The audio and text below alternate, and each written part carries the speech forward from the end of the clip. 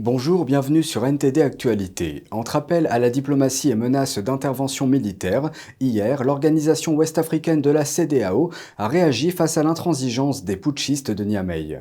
Bien que la voie diplomatique demeure privilégiée, la résistance des putschistes à Niamey pourrait nécessiter des mesures plus radicales. Toutes les options sont envisageables, même l'usage de la force. Hier, un coup de tonnerre a retenti à la CEDEAO. La communauté de l'Afrique de l'Ouest se dit prête à toutes les mesures pour ramener le Niger dans le giron constitutionnel, la force inclue. Mais elle ne sera pas la première option.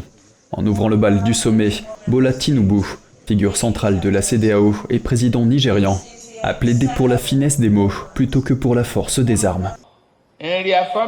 Réaffirmant notre engagement constant en faveur de la démocratie, des droits de l'homme et du bien-être du peuple nigérien, il est crucial que nous donnions la priorité aux négociations diplomatiques et au dialogue comme socle de notre approche. À la fin du sommet, Tinubu a déclaré qu'aucune option n'était exclue et que la force ne serait utilisée qu'en dernier recours. Cependant, devant la rigidité des putschistes de Niamey, le sommet s'est clôturé sur une note bien moins optimiste. Le président de la commission de la CEDEAO, Omar Alieu Touré, a lu un communiqué officiel. Instruction au comité du chef d'état-major des armées d'activer immédiatement la force en attente de la CEDEAO avec tous ses éléments. Ordre de déploiement de la force en attente de la CEDEAO pour rétablir l'ordre constitutionnel dans la République du Niger. De son côté, l'Union européenne n'est pas en reste.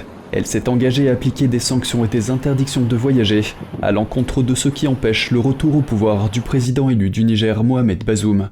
Pendant ce temps, à Niamey, le remaniement bat son plein. Mahaman Roufaï Louali, présenté comme secrétaire général du nouveau gouvernement, a dévoilé une équipe de 21 ministres. L'armée s'installe au ministère clé de la Défense et de l'Intérieur. Et Ali Mahaman Lamine Zeine, nommé Premier ministre lundi, prend les rênes de l'économie avec le portefeuille des Finances.